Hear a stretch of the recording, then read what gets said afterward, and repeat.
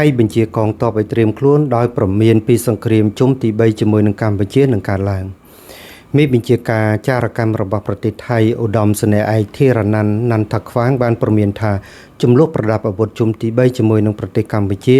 នឹងកើតឡើងដោយជៀសមិនផុតនោះទេនេះបញ្យល់ទៅតាមការចុះផ្សាយដោយសារព័ត៌មាន The Nation របស់ប្រទេសថៃ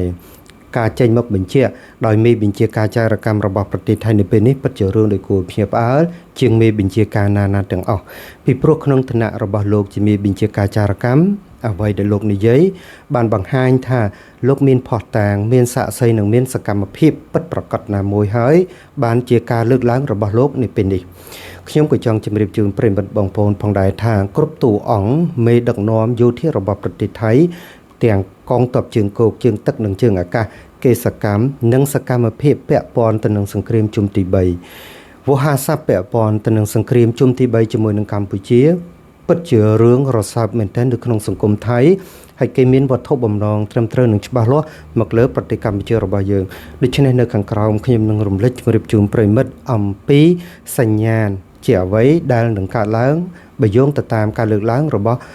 មេបញ្ជាការចារកម្មរបស់ប្រទេសថៃនៅពេលនេះ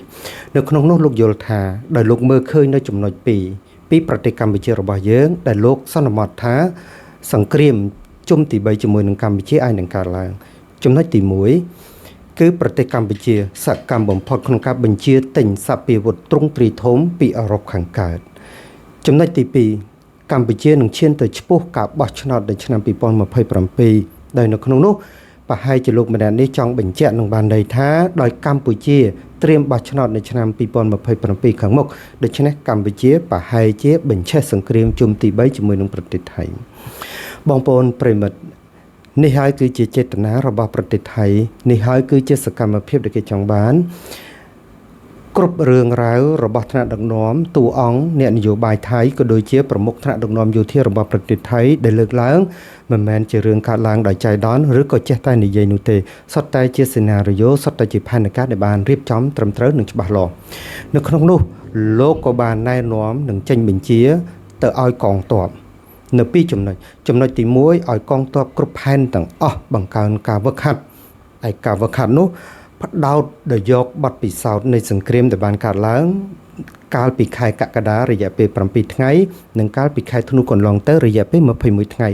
ដែលយកបទពិសោធន៍នៃសង្គ្រាមទាំងពីរនោះមកធ្វើការវឹកហាត់ជាក់ស្ដែងដើម្បីបង្កើនសមត្ថភាព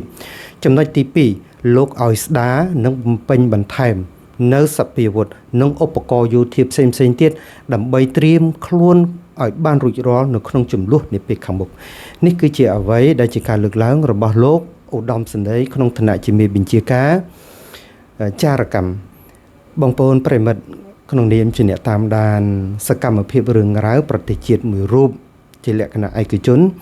ការចេញមកបញ្ជាក់ដោយឧត្តមសេនីយ៍មេបញ្ជាការចារកម្មរបស់ប្រទេសថៃនៅពេលនេះគឺជាលើកទី1ហើយដែលលោកបានមកចេញបញ្ជាក់ហើយចេញបញ្ជាក់បង្ហាញនៅសកម្មភាពក្តៅមកលើប្រទេសកម្ពុជារបស់យើងទាំងពលរដ្ឋកម្ពុជាមែនទែនទៅរដ្ឋាភិបាលសឹងតែមិនដឹងនៅសកម្មភាពទាំងអស់នេះគឺជាការចាត់ប្រកាន់និងការលាបពណ៌ទម្លាក់កំហុសមកលើប្រទេសកម្ពុជារបស់យើងឥឡូវខ្ញុំនាំបងប្អូនប្រិមិត្តទៅមើលវិញតើអ្វីដែលជាការលើកឡើងរបស់មេបញ្ជាការចារកម្មរបស់ប្រទេសថៃនៅពេលនេះបានន័យថាម៉េចគេចង់បានន័យថាម៉េចនឹងមានអ្វីអាចនឹងកើតឡើងនៅក្នុងនោះបើតាម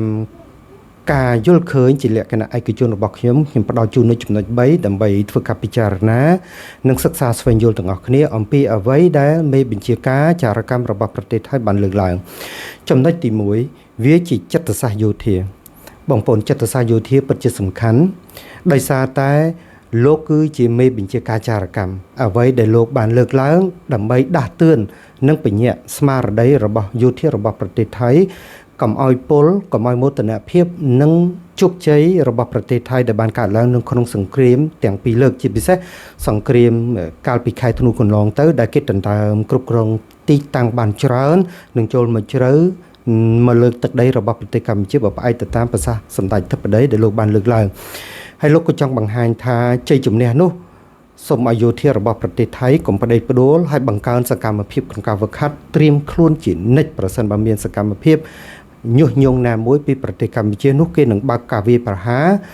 នោះសង្គ្រាមជុំទី3នឹងកើតឡើងពេញបន្ទុកតែម្ដងនេះគឺជាចំណុចនៃសង្គ្រាមចិត្តសាស្ត្រទាំងទៅលើយោធារបស់ប្រទេសថៃនិងទាំងមកលើយោធារបស់ប្រទេសកម្ពុជារបស់យើងផងដែរនៅក្នុងនោះក៏បង្ហាញចំណុចទី2បង្ហាញពីឱកាសនៅក្នុងវិបត្តិតើឱកាសនៅក្នុងវិបត្តិនឹងបានន័យថាម៉េចប្រិមិត្តបងប្អូនវិបត្តិគឺវិបត្តិសកលដែលកំពុងតែកើតឡើងជាពិសេសសង្គ្រាមដែលកំពុងតែកើតឡើងរយៈពេល5ឆ្នាំហើយគឺសង្គ្រាមរុស្ស៊ីអ៊ុយក្រែនមិនទាន់បានបិទបញ្ចប់ទេឥឡូវនេះបានផ្ដើមនៅសង្គ្រាមថ្មីមួយទៀតនៅទ្វីបអាស៊ីរបស់យើងនៅមជ្ឈិមបូព៌ាគឺសង្គ្រាមដែលផ្ដើមដោយសហរដ្ឋអាមេរិកនិងអ៊ីស្រាអែលទៅលើប្រទេសអ៊ីរ៉ង់ដែលផ្ដើមតាំងពីថ្ងៃទី28ខែកុម្ភៈមកទល់នឹងពេលនេះគឺថ្ងៃទី24ខែមីនាដែលមានរយៈពេល25ថ្ងៃហើយប៉ុន្តែសង្គ្រាមមួយនេះមិនទាន់រកចំណុចនៃការចរចាតែសកម្មភាពនៃការវាយប្រហារនៅតែក្តៅគគុកនៅក្នុងនោះអ្វីដែលកាន់តែក្តៅហើយធ្វើឲ្យប៉ះពាល់ដល់ពិភពលោកទាំងមូលជាពិសេសទៅលើសេដ្ឋកិច្ចវិស័យធម្មពលតែម្ដងគឺអ្វីដែលប្រទេសអ៊ីរ៉ង់បានផ្ដើមធ្វើឲ្យឬក៏បិទឬក៏ផ្អាកឬក៏ធ្វើការវាយប្រហារនៅច្រកសមុទ្រអកម៉ូសទាំងអស់នេះហើយគឺជាវិបត្តិបើងាកមកប្រទេសថៃវិញថៃគេថាជាឱកាសរបស់គេឱកាសហ្នឹងឱកាសត្រង់ថាបើសិនបើថៃឆ្លៀតយកឱកាសដែលវិបត្តិនៅលើពិភពលោកដែលគេកំពុងតែភ្ជង់បដោតទៅលើសង្គ្រាមនៅមជ្ឈិមបូព៌ាថៃបើការវាយប្រហារឈ្លានពានមកលើប្រទេសកម្ពុជាលើកទី3នាពេលនេះពិភពលោកមិនចាប់អារម្មណ៍ទេពីព្រោះគេគិតថាវាជារឿងធម្មតារឿងទំនាស់ព្រំដែនវាបានកើតឡើងម្ដងជា2ដងមកហើយในឆ្នាំ